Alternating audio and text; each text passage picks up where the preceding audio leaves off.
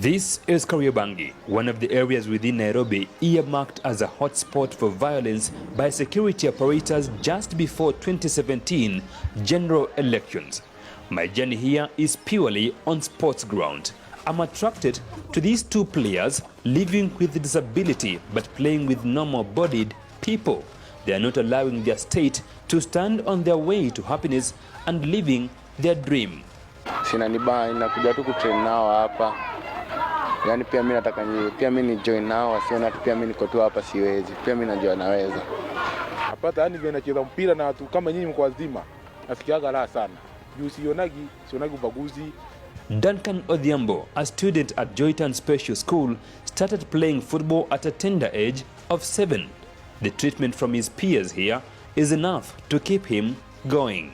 Si wote tuko the same, hakuna ati wewe ni mkali, ati unaweza nifanyia hivi. Yaani wote pia wanaona tu pali nacheza wote pia wanakuja tu. Hakuna mwenye ananidharau, wote wanajua tu si wote tuko the same. Edric Chibi is a Tanzanian citizen. He has lived in Kenya for many years. These grounds have been his usual hangout during his free time. We interact freely as he expresses his excitement at playing here. Kuna tofauti. Sasa mtu mwenye akonomo atapenda na atumie nguvu. Sasa mimi napenda kutumia akili. Na mimi napenda nicheze na watu wenye akonomo kwa sababu nijifunze. Most parents here in Kariobangi with disabled children are using their current situation to fend for their families.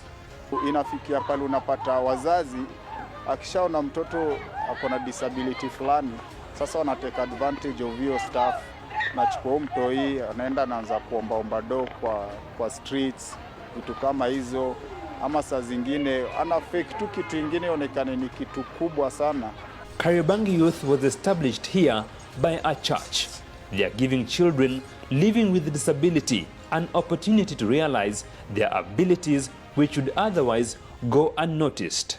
Dida unapata huyo mtoi nimeanza naye akiwa 7 years. Na nimemtrainisha kuanzia akiwa 7 years. Wenzake walikuwa namuona, sasa huyu amelema atafanya nini?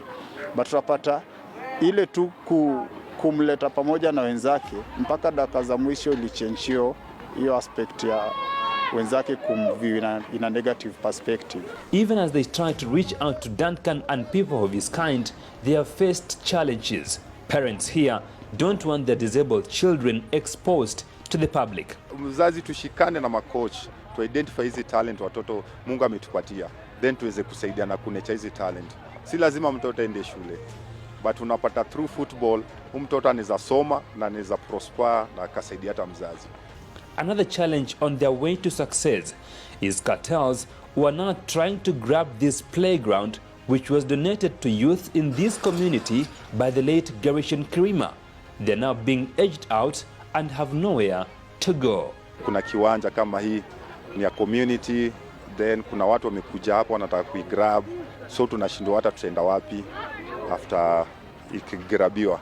So that's why sisi makoch tunapita changamoto sana tukiona kiwanja kama hii itaenda na wazazi na hata wengine pia. Despite the challenges, these two boys are dreaming of making a life out of the sport. Ningetamani nicheze hapa, niwakilishe Kenya, nitoka kwa Kenya. Nenda nicheze hata kituka Italy huko.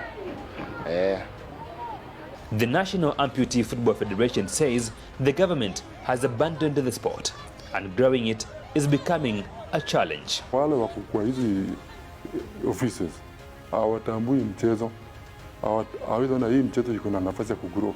Wakiona uko na nafasi ya kugrow, mtu anaona kama hujapitia kwake lazima ukue kando. Unaona? So unatoka na nguvu yako. Which on the other hand wanasema tu nyinyi watu wa Songo. Unaona?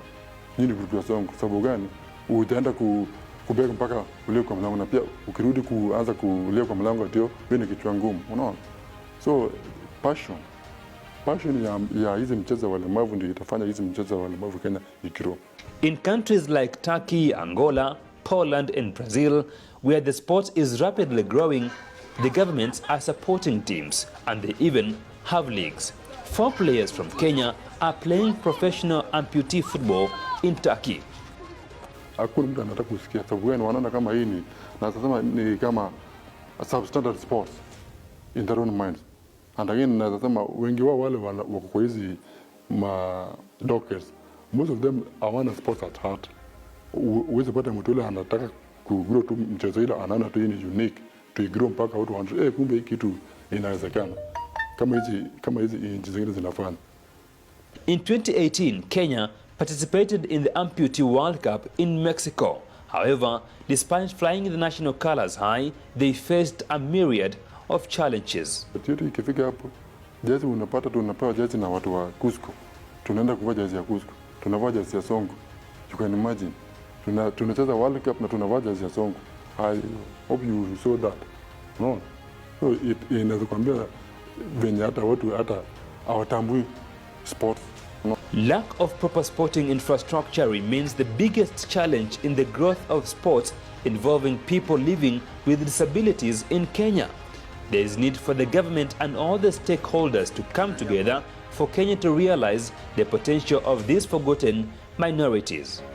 Jeff Mogire, KTN News, Kariobangi, Nairobi.